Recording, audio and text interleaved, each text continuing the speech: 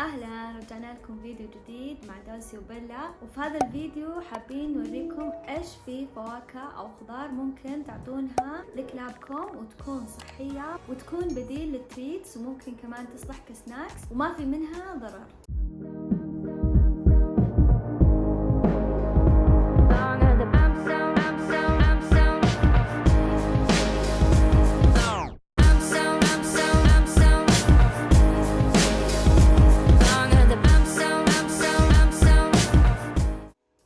الأشياء دولسي وبيلا متعودين عليها من هم صغار إني أعطيهم إياها بس بكميات قليلة. أهم شيء ما نكثر من أي شيء. في شيء أنا حابة أنوه عليه، أنا مو دكتورة بيطرية أو شيء زي كذا، لكن قبل ما أعطي دولسي وبيلا أي شيء أسوي ريسيرش كامل عن الموضوع وأتأكد إن كل شيء سيف لهم. أول شيء نبدأ بالموز. الموز يحتوي على البوتاسيوم، عشان كذا هو مرة مفيد للدايرية وللإمساك، يساعد على استقرار عملية الهضم. ممكن تهرسونه وتضيفونه مع الوجبات حقتهم. بس أهم شيء انتبهوا لا تعطونهم موز كثير لأن السكر فيه مرة عالي. الفاكهة الثانية اللي هي البلو بيري، بيلا مرة تحبه، مرة دولسي مو كثير مرة تحبه، بس أحاول قد ما أقدر أدخله لنظامها الغذائي لأن البلو بيري مرة مفيد. البلو بيري فيه فيتامين سي وكمان يخلي جسمهم بارد، مرة مناسب لأجواء الصيف عندنا بالذات. حلو إنكم تحطونه بالفريزر فيصير مجمد، مرة راح يعجبهم.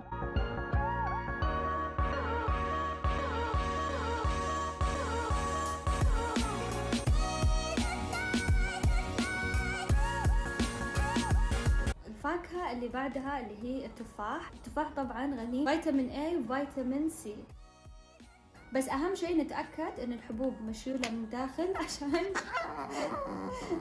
بس أهم شيء نتأكد إن الحبوب مشيولة لأنها مرة مضرة عليهم. وشيء حلو مرة بالتفاح إنه يساعد على نظافة الفم وانتعاشه. طبعا ما نعطيهم التفاحة زي كذا، نقطعها قطع صغيرة عشان يقدرون ياكلونها.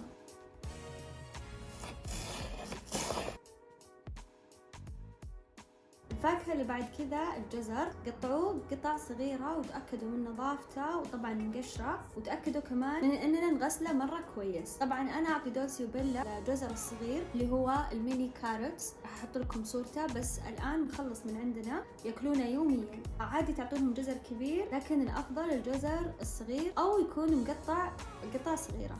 الجزر يحتوي على الياف مرة عالية ومفيد مرة للأسنان. مرة كويس إن نعطيه البابي لما يكون توا أسنانه قاعدة تنمو فيحتاج إنه يعض شيء. الجزر من الأشياء اللي كنت أعطيه دولسي وهي بابي، عشان كذا هي أصلا مرة تحبه.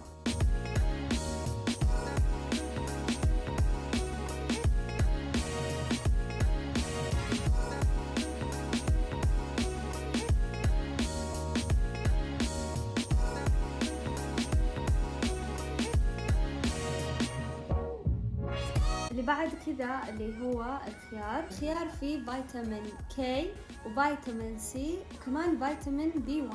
والحلو في الخيار انه قليل الدهون وقليل كمان الكاربس ويعطي الكلب طاقة، فحلو كمان ان نعطيهم خيار قبل ما نطلعهم عشان يمشون.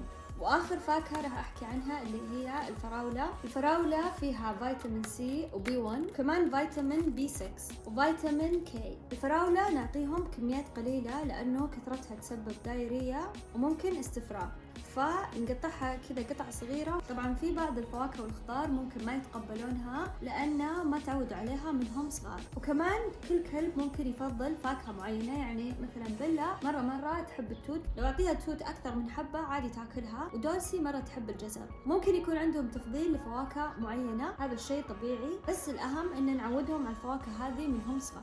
أنا مرة أحب أعطيهم هذه الفواكه والخضار كنوع من التنويع، ولأنها مصدر طبيعي في الأخير كسناكس وكتريت. وغير كذا انها مرة مفيدة لصحتهم، فيها فيتامينات وكمان الفايبر فيها يكون عالي. واذا كان كلبكم يحب اي شيء من هذه الفواكه الافضل انكم تعطونهم بدل التريت اللي تشترونها. وبس هذا كان فيديو حقنا لليوم، وان شاء الله تكونون استفدتوا واستمتعتوا بهذا الفيديو، ونشوفكم ان شاء الله بفيديو جديد مع دولسي وبيلا.